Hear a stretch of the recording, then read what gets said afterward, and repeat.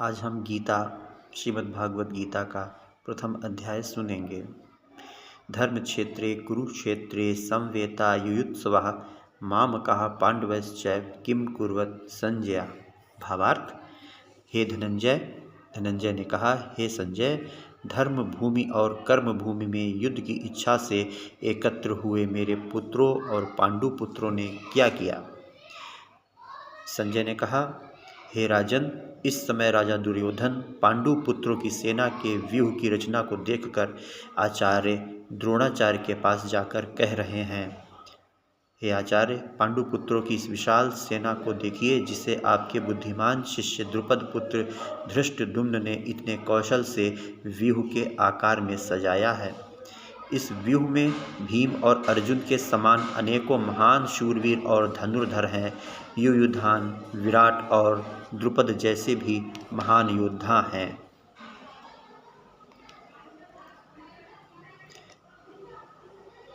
धृष्टकेतु, चेकितान और काशीराज जैसे महान शक्तिशाली और पुरुजित कुंती भोज तथा शैव्य जैसे मनुष्यों में श्रेष्ठ योद्धा भी हैं। युधामन्यु जैसे महान पराक्रमी और उत्तमौजा जैसे अत्यंत शक्तिशाली सुभद्रा का पुत्र अभिमन्यु और द्रौपदी के पुत्रों सहित ये सभी महान योद्धा हैं। हे ब्राह्मण श्रेष्ठ, हमारी तरफ के भी उन विशेष शक्तिशाली योद्धाओं को भी जान लीजिए और आपकी जानकारी के लिए मेरी सेना के उन योद्धाओं के बारे में बतलाता हूँ। मेरी सेना में स्वयं आप द्रोणाचार्य, भीष्म पितामह भीष्म, कर्ण, कृपाचार्य, अश्वत्थामा, विकर्ण, सोमदत्त का पुत्र भूरिश्रवा जैसे योद्धा हैं जो सदैव युद्ध में विजयी रहे हैं। ऐसे अन्य अनेक शूरवीर भी हैं जो मेरे लिए अपने जीवन का बलिदान देने के लिए अनेक प्रकार के शस्त्र शास्त्रों से सुसज्जित हैं और यह सभी युद्ध विद्या में निपुण हैं। इस प्रकार भीष्म पितामह द्वारा अच्छी प्रकार से संरचित हमारी सेना की शक्ति असीमित है, किंतु भीम द्वारा अच्छी प्रकार से संरक्षित होकर भी पांडवों की सेना की शक्ति सीमित है।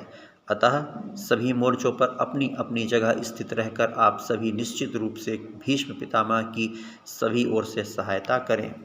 तब कुरुवंश के वयोवृद्ध परम प्रतापी पितामह भीष्म ने दुर्योधन के हृदय में हर्ष उत्पन्न करते हुए सिंह गर्जना के समान उच्च स्तर में शंख बजाया।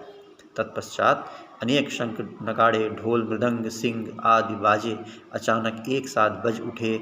उनका वह शब्द बड़ा भयंकर था। तत्पश्चात दूसरी ओर से सफ़ेद घोड़ों से युक्त उत्तम रथ पर आसीन योगेश्वर श्री कृष्ण और अर्जुन ने भी अलौकिक शंख बजाए। हृदय के सर्वस्व ज्ञाता श्री कृष्ण ने पांचजन्य नामक शंख बजाया। अर्जुन ने देवदत्त नामक शंख और भयानक कर्म वाले भीष्मसेन ने पौंड्रक नामक शंख बजाया।